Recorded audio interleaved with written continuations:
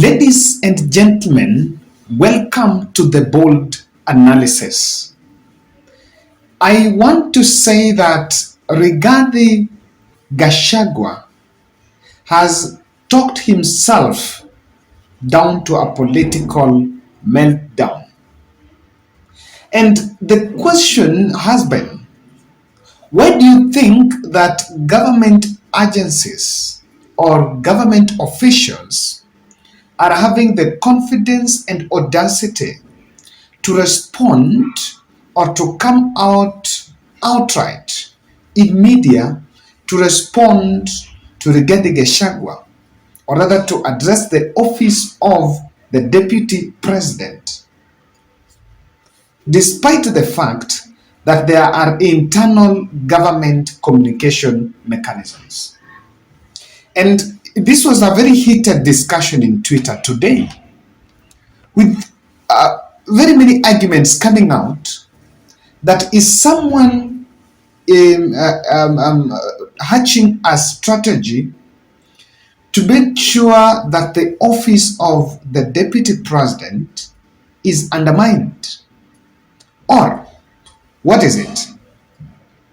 This is a worry because immediately things will settle with communication department, vibrant communication department installed in that office. In the fullness of time, Rigathi Gachagua's office will turn to be a communication center, where it will be about what the DP said there and what he really meant and what the agency is correcting and what is the true position. And I can tell you that I'm talking about the bad blood that is coming. Two instances. Before you look at those two, kindly subscribe to our channel, click the notification bell, and also reach out to you that like our video and help support and push this to the next level. Next week, I will be in Kisumu and Kakamega and Siaya counties. I'll also try to get to Homa Bay. So if you're within those areas and you can be available for an exclusive interview on matters politics, economy, and governance, I highly welcome you. My number is there. You can reach out and we can plan. Guys, let me say something.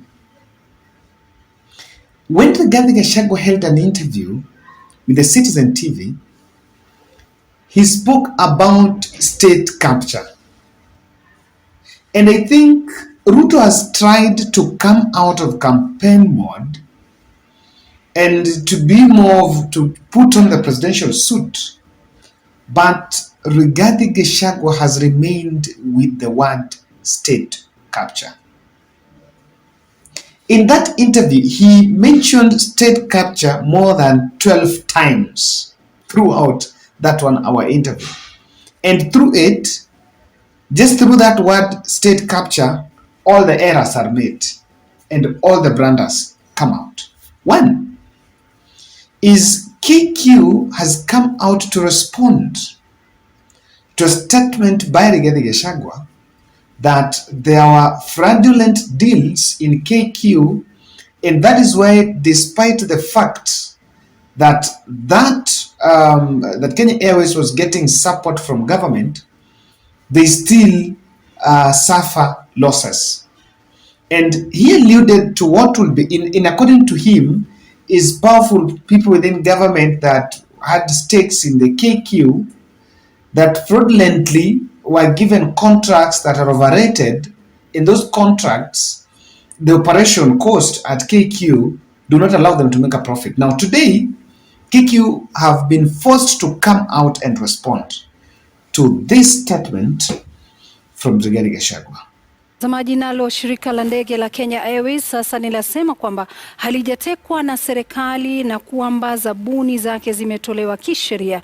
Kauli hii imejiri kufuatia semi za naibu rais Rigathi Gachagua alipohojiwa siku ya Jumapili na runinga ya Citizen.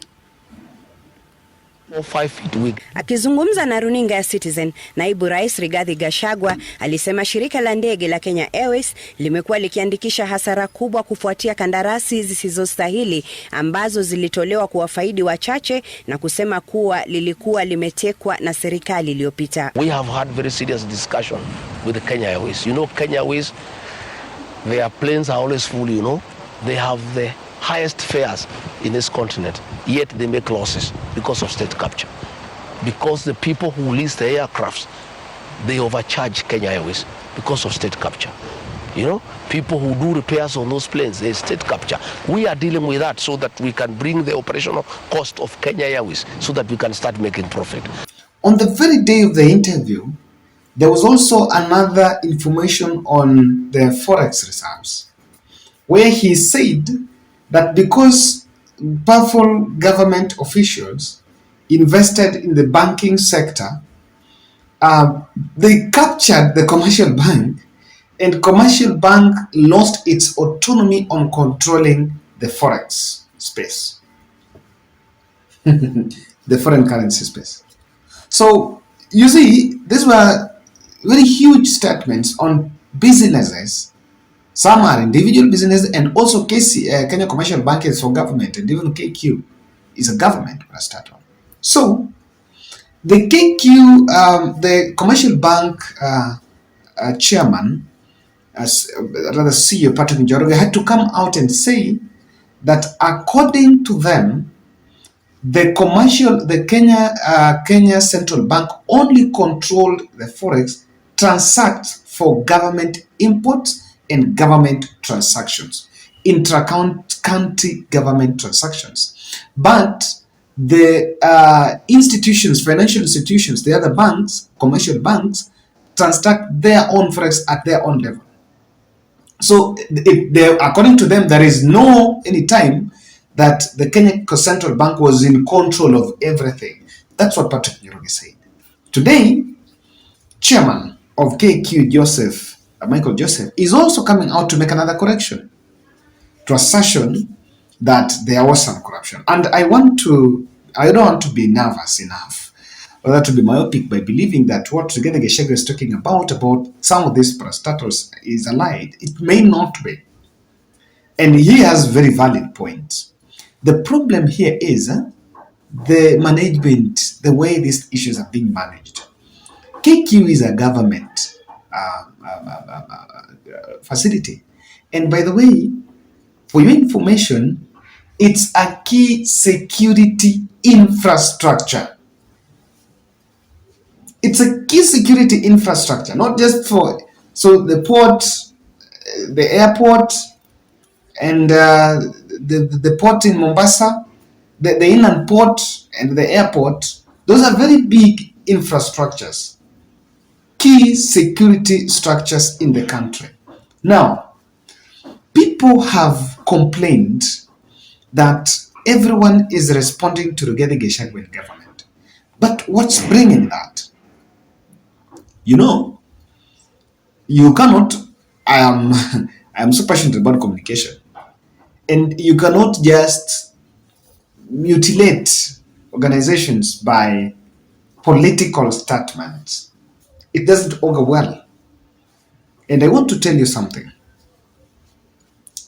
These organizations, most of them that you've captured, they are creating firewalls from political intrusion.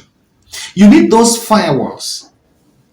And of course, you can see that because of this, latestly, there is some bad blood between the office of DP and some of these institutions. I don't know whether it's worrying William Ruto or it's to his benefit. I don't know. But that bad blood is coming. Remember, some of those people were actually brought into office by the former president, Uhuru Kenyatta. And because someone has realized that Rigathi Gachagua is passionate about state capture, framing them in relation to the previous administration, he has exposed Rigathi to all sorts of interviews so that he is on a war path with people who, according to me, were very close associates of President Uhuru Kenyatta. What is the end goal? The end goal here is the synergy between the Gachagua and some of these powerful individuals will not be there. This, to me, is also a situation that this organization simply want to say that because freedom is here, these businesses, or rather some of these issues we are addressing, should also be free from political interference. Now, you know, the CBK CEO, Patrick Njoroge, said that we are not going to make decisions for political expediency. There are some populist decisions that maybe don't augur well. Because you promised that I was going to sell, I'm going to give you Wi-Fi. You know, there was also a promise of free Wi-Fi. You cannot go to the provider and say, because you've been doing this, this, and this, I want you to reduce the price. Well, that is my business. When you promised, you had your own plans of how you're going to. The fact that you are the government and you have the legislations that you can throw here and there, I don't think gives you an autonomy to come and dictate how. And some of these businesses are a bit uncomfortable. Remember now, Sakaja tried to close some bars in Nairobi around residentials, even though personally support bana buy iko karibu mahali watu wanaishi. You see the way that thing has turned up, it has become something totally different, and it may not now be achieved. This is because there is a feeling that you're even you're mutilating other people's businesses. The other reason why these people are having the audacity to respond to Gachagua, and they have opted for that, is I think there is global interest. The interest in some of these institutions is not just Kenya. Like Safaricom is not just a Kenyan affair. You realize that there are many investors even out of this country. KQ, the people who are hiring KQ, those aeroplanes, not all of them are Kenyans. In fact, majority of those aeroplanes do not belong to a Kenyan. Kenya mwenye akona ndege anaweza enda haya KQ. It's not that easy. It's possible, but it's not as someone might think. So because of this commercial interest, people have immunity. That some of these things you are talking about, for example, Kenya Commercial Bank, Kenya Central Bank, the forex business is also subject to other global forces that emerge, and people know how they can take cover. And you know, sometimes some of these jobs are not political. For example, for the governor of the Kenya Central Bank, it's not a political seat. It's given on merit and competence, and they are feeling like the political class. They're just using advantage that they promised everything to throw in things and act to be doing something. There is that. But I can also tell you that Gachagua's public trust is eroded. And let me just give a free advice. I don't know that still Emmanuel Talam works in the office of Deputy President because he was in charge. But the people that work with DP Gachagua should just reduce media engagement, at least for now, even for the next 5 months, so that his euphoria should sublime. When he will come back to the media and make an appearance, people will then have to look at him in a different angle. At this time, when there is an interview, people turn up to watch that interview, not for any reason to listen to what Gachagua is saying. They're waiting for the mistake that Gachagua is going to make.